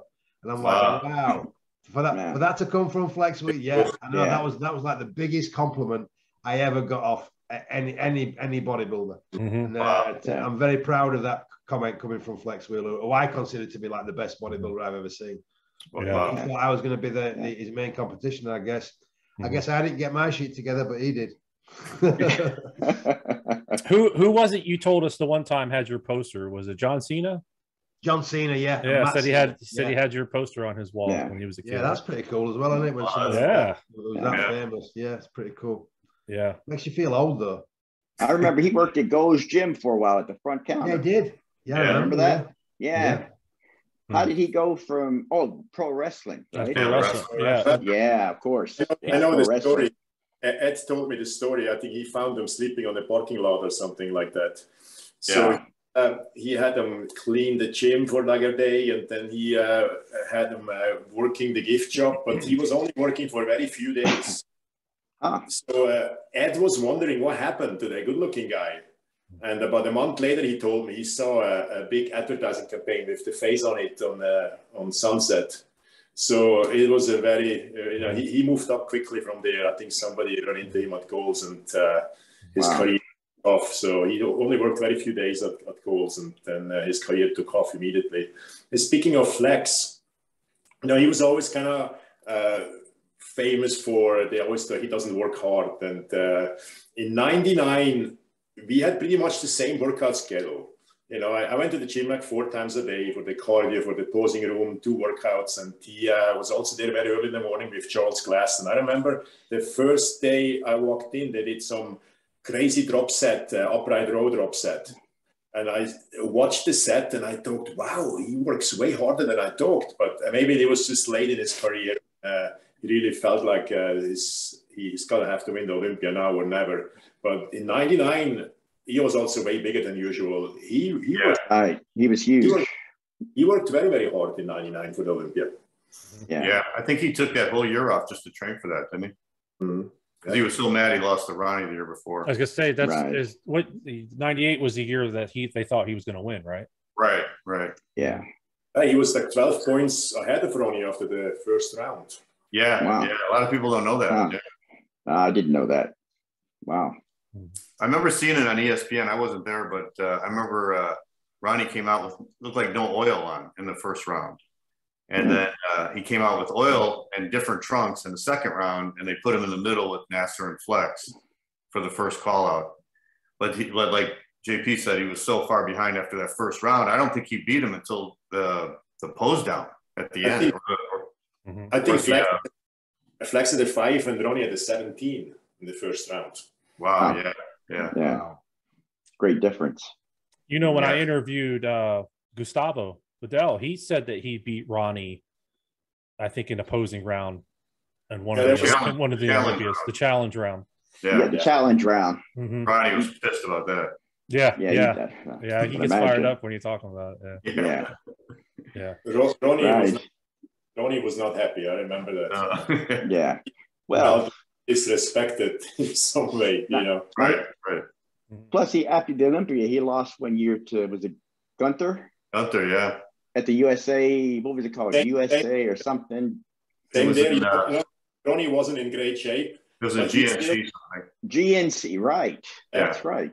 But he still felt like they should not do that to Mr. Olympia. After Mr. Olympia, you know, takes it on him to come and show his physique, you know, in a show after the Olympia. Of course, it's not true. I mean, you have to judge what you do that day. Right. But he felt also there very disrespected that they do this to Mr. Olympia. But that was also one of the reasons why he exploded afterwards. You know, next year. Yeah. Next year he came back. Mm-hmm. Incredible. Dude, that's the freakiest year I think he had. Yep. Yeah. The story I heard was that in 2000, what year did Jay get second? 2001, right? Yeah. So I think Chad Nichols told this to me, or someone. Chad told it to somebody I knew or something. But they, the judges told Chad, they said, have Ronnie come into the next Olympia like he did at the Arnold. Because remember when he won the Arnold, he was lighter and he looked great. Right. So I used to get those Battle for the Olympia tapes all the time. And if you look at the 2002 Battle for the Olympia, Mitsuru was at Ronnie's house. And I think it was 3 weeks out from the Olympia. And Ronnie was huge. But they told him they wanted him to be like, you know, whatever weight he was at the Arnold. So they had to drop all this weight because that's what the judges wanted. And he lost all this weight and he didn't need to. I mean, he looked unbelievable when Mitsuru filmed him. And he flattened out. And I was at that show in 2002 and he was really flat. He was much, much smaller. And Gunther came in looking unbelievable that year. And it was just like Flex in 99. Gunther got placed real low in the first round, but then he was catching up and he was doing better every round. By the time they got to the night show, the crowd was going crazy for Gunther. Like he got more applause than anybody, but he ended up in 5th because he was placed so low in the earlier rounds and the crowd booed like crazy. And then they had the GNC show and then he beat Ronnie. So I'm sure that was probably a little bit because of what happened at the Olympia too. But then Ronnie said, fuck it, I'm coming in big next year. He was like 287 the next year. It was huge. Right. Yeah. What show did Lee Priest beat Ronnie? One of the Ironmans. It was one of the Ironmans. Okay. Yeah. I know Ronnie gets fired up about that one too. Right. Yeah, I've heard that one too. Well, but then, you know, a lot of us beat Ronnie, but it was a different Ronnie. Yeah. Right. Yeah. Absolutely. And you saw backstage, every time I beat him, I always saw how great he is, but it just didn't seem to really, you know, come together for him. Yeah. But that one year, he placed so bad at Olympia in '97. He placed like 8th or 9th. And then at the European tour, he got better every day till he won the last show, you know. So physique was always there, yeah. He won the next year, right? Then he won the next year, yeah. Yeah, that was the start. Yeah, I think he went from like 9th to 1st or something when he went from 97. Yeah, seventh or 9th one. Yeah, 7th or 9th. I can't remember. You might be right. 9th. Yeah, Chris was 8th, I was 7th. Wow. Okay. Yeah, it's incredible. But still, you know, the 2003 physique, of course, it's not the best physique he ever had, but it's the most unbeatable physique he ever had. This is, I always say, how are you going to combat that? Right. Yeah. Yeah, it was so shocking. Nobody ever showed up like that. Yeah. Hey, John, you see the girl in the Natural Olympia that failed the drug test? Yeah, I saw that. Jill for SARMs, right? For SARMs, yeah. I was just reading an article on it here. She says that she, in 23 years of competing, that's the first time she ever failed a drug test. And she won, right? And then she failed? Yeah.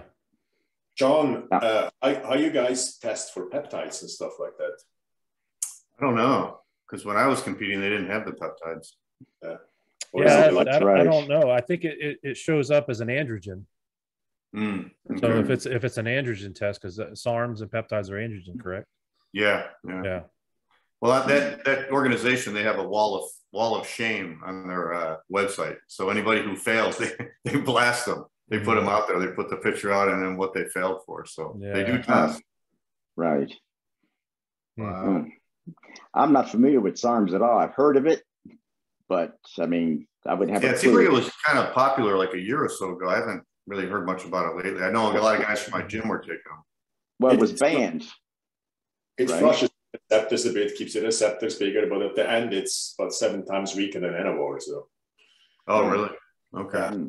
It's all right for a girl, you know. So when I took the first time SARMs, RAD 140, just a few years ago, I wanted to kind of get a little bit of better vacation stage, and I was impressed with the anabolic androgenic ratio. I thought, okay, this might not harm me. And I gained right away 7 pounds, but I don't know. I was probably focusing on the food a little bit and working out a little bit better. So I was talking to Dave about it, Dave Palumbo about it, and he's like, JP, that's total garbage, you know, it's just too weak.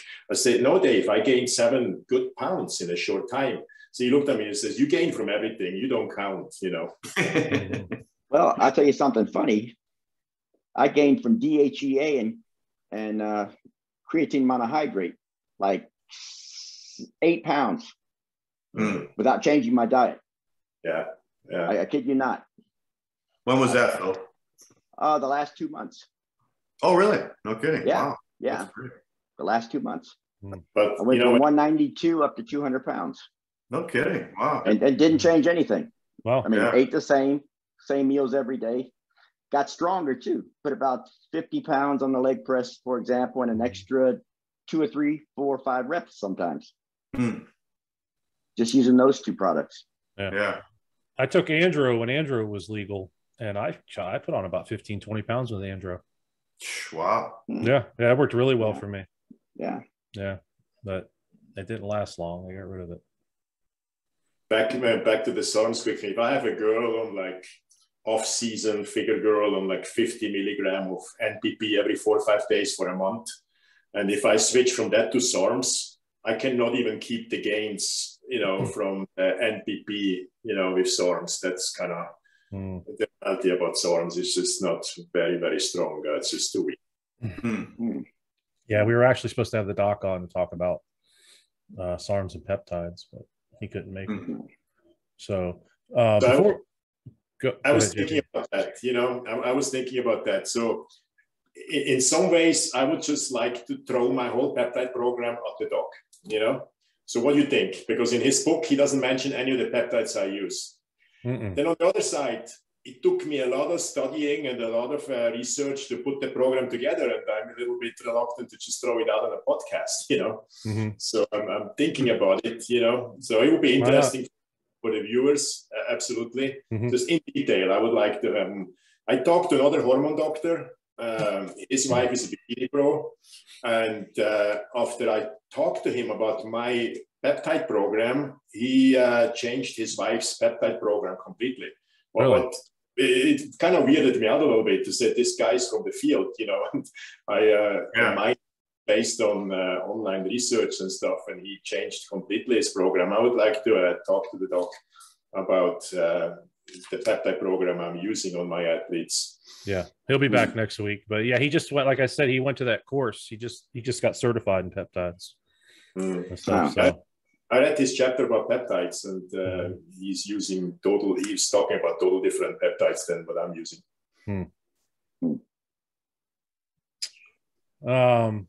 Do you guys follow that? What's his name? I got him here. Ilya Golem. You heard of him? He's kind of like the new face for 5%. I'm sure you've heard of him, John. I've seen him. Yeah.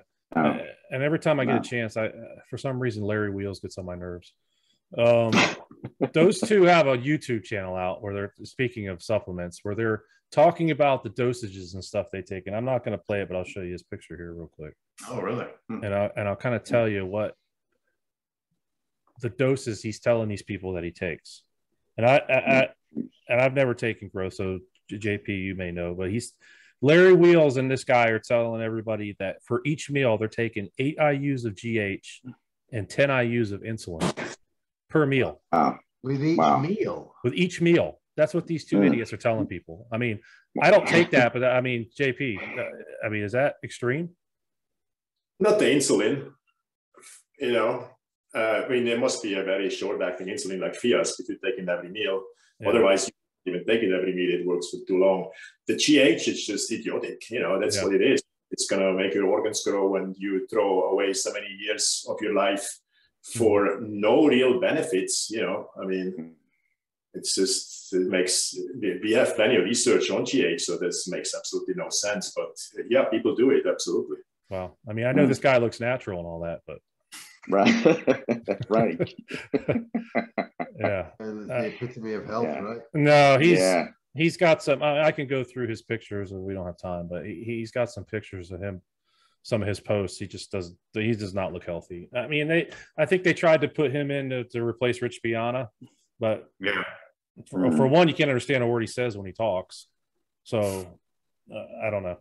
I was meeting one of the strongest men in the world for a bench press seminar.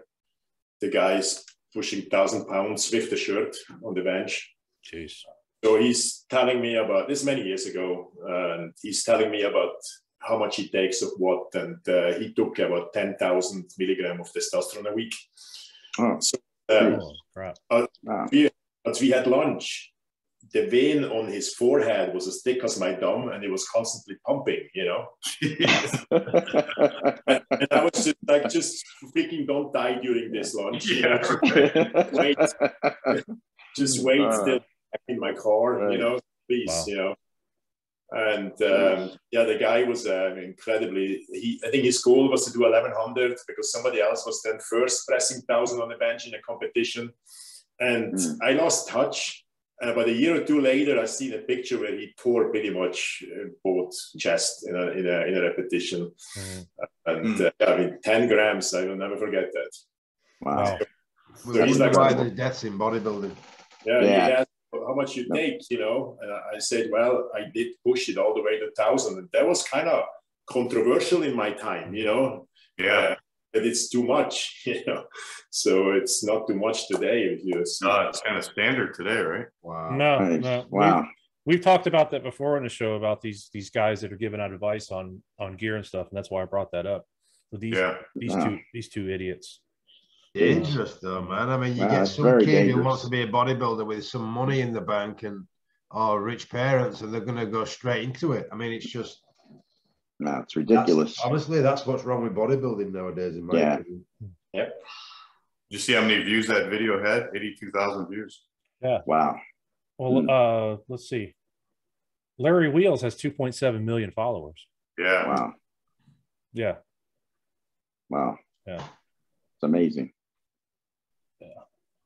What is he doing now? Is he into bodybuilding? He did bodybuilding for a while. He did a couple shows. And yeah, he placed 11th in the Nationals the year Hunter won. Yeah.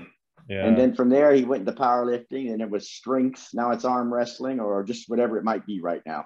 Yeah. Who knows? It may have changed again. I don't know. He's either has an injury or whoever he's training ends up getting an injury. With 2 million followers, he might be able to live off Instagram. So that's pretty good. It probably does. Yeah. Yeah, probably does. I hear he does real well in Kuwait as well. So yeah, that's a place I guess he can go and they'll treat him like a king, or more like a god than a king even. Yeah, I think this Ilium, he's in actually Dubai now, over there with Larry. Yeah. And, now, don't get me wrong, this guy's strong. Here, I'll show you some of his workouts. It's incredible. But I don't think that looks good. I mean, well, it's not pretty. Let's put it that way. No, but he I mean, the guy's strong. I mean, he's got. Wow. He looks strong. Yeah. That's just like a bear. Yeah, exactly. He's going to bury it. What's he got there? 300 kilograms? What's that in pounds? 660. Wow. Yeah, am I right? 300 kilos? Yeah, it would be 660. Gene Paul, you know better than I would. JP. How much weight it is? Yeah. I have no idea. I would have to. Speaking of strong, did you recently see any postings of Thor Bjornsson? Yeah, I saw that. He's really lean and ripped. And now he's ripped. I cannot believe there's no skin hanging over. It's pretty amazing. Yeah, he was really tight. Yeah. Wow. He might be 50 pounds. Wow, that's crazy. At least he's somewhat complete for a power lifter. Yeah. He's 350. This was in October. 350. His goal was to get 370. How tall is he? It's not very tall. It doesn't say. I don't think his profile says. No. Keep squatting like that, he's going to get shorter. Yeah, spinal compression will do that. Right. Yeah. Anyways. So, that's all I got. Yeah, me too. Yeah. I appreciate everybody coming on with it being the holiday week and all that. So, well, what you guys doing? You guys have family? Yeah, I'm doing my family stuff tomorrow night. So, do you have kids? I do. I have. Oh, two wow. kids. Yeah, I actually have a grandkid. Wow. Okay. Really? I have a granddaughter. Yeah, she's 3 months old. How old are your kids? If you don't mind me asking. My daughter's 23 and my son just turned 21. Oh, wow. Yep. You don't have kids. You have adults. I was so I was 12 when I had him. Yeah, right. Right. Hey, Ian, you have a daughter? I have a daughter who's 29 now, and I have a son that's 21, and I have 3 grandkids, and my daughter's expecting a 4th grandkid in beginning of February. So yeah. Now, are they there with you or in England? They're all here. Oh, yeah. Okay. Yeah, both my daughter and my son. They were both born in England, but we all came over here, and now we're all US citizens. Right. Yeah. I'm very, very lucky. I'm looking forward. This last Christmas, I was in hospital with my open heart surgery. Yeah, so was I. I got out on the 28th. I had my surgery on the 7th. And on Christmas Day, I was it's quite upsetting, actually, because I talked to my wife and my kids and my grandkids all on an iPad. So this year, it's quite special for me. 1 year later. All out. We're getting our grandkids some presents that we wouldn't. I never thought I'd buy them, but it's just life's too short, man. I'm going to make the most of every second I've got with them. You know, I cherish every second I've got with those grandkids, and I just it's funny. I could have been another one of those numbers of the people that have passed away over the last year. Yeah. Hey, I remember seeing that last year, Ian, on Facebook when you were in the hospital. Yeah. Yeah, Phil, you too, right? I had open heart surgery on December 21st last year. Wow. It's been a year already, huh, Phil? Jeez. Yeah. I was in there 2 weeks. So, and that was when they had COVID. That's when it was really heavy. So no one could come and see me. I was in there by myself. I was isolated in the room for 2 weeks. What did you have done, Phil? Endocarditis, which is due to extensive dental work. That's right. I remember you telling us about heart. that. Yep. Yeah. Yeah. I almost dropped dead on the streets. I didn't realize what I had. I thought, well, I haven't trained for a while because of the gyms have closed. So am I really that bad? Am I in that terrible shape or condition? I thought I went to the urgent care centers and they couldn't tell me nothing. That's exactly you said your friend was a doctor or something, right? Told you to go to the he told me on right the away. phone. Yeah, he said, go tonight. He said, go now. I said, I'll go tonight. Yeah, I remember that story. That was crazy. And I went in there and that was it. They kept me for 2 weeks. Wow. That was open heart surgery, right, Phil? Correct. Yeah. Yeah. 7.5 hour procedure. Wow. Yeah. That's my most. I was in an induced coma basically on life support for 2.5 weeks. Wow. Unbelievable. Damn. I had a balloon pumping my heart. I was I was intubated. I got pneumonia. Yeah. Shit. I didn't know much about it. Right. They had me so heavily medicated because apparently every time I woke up, I got super aggressive. They had me strapped down. My wrist was strapped down with these leather cuffs. Because apparently I got really aggressive with the doctor. Wow. When I woke up, I can't remember any of it. Yeah. You guys remember, Ian, I think you were there when Chris Dim told his story. Oh, yeah. Imagine having that happen. Yeah. Hey, what happened? What happened to him? How did he end up in the wheelchair? I don't know the whole story. His last open heart surgery, they nicked something near his spine or something like that. Yeah. It caused him to be paralyzed. Yeah. Right. Wow. Yep. Life's short, man. Life's short. Yep. I competed with Chris when he was I competed with Chris when he was a teenager. Wow. Yeah. Oh yeah. I remember him talking about that. Yeah, he's a good guy. He's a nice guy. Yeah. Didn't you say he was having other health problems, Jason? Yeah, he made a post that he never exactly said what it was, but that he had gotten some bad news and that he was positive, but he hasn't really said anything else. I need to reach out to him to see how he's doing. I haven't had time. Yeah. He's still taking on clients and stuff, so he must be doing okay. Can't be too bad. Yeah. You're able to do that. So yeah. All right, guys, I'm gonna have to go because I've got things to do for my grandkids for Christmas. There you go. Well, you're Santa. Hey, Santa Claus. Yeah. Oh, that's good. Put a pillow under your shirt. Yeah, you're right. Yeah. You know what? I actually wanted to wear a Santa outfit tonight, and if I'd have had one, I'd have put it on. And I only came in with a Christmas stocking on my head, but I didn't think it'd go down. Yeah, I looked all over. I had a Santa hat. And I couldn't find the damn thing. I was going to wear it. So, oh well. Maybe next time. Well, Merry Christmas, everybody. All right. Yeah, have a great Christmas, and we'll see you. Now we're doing one next week, Jason. I plan on it unless somebody has some objections, unless somebody has some conflict. Sounds good.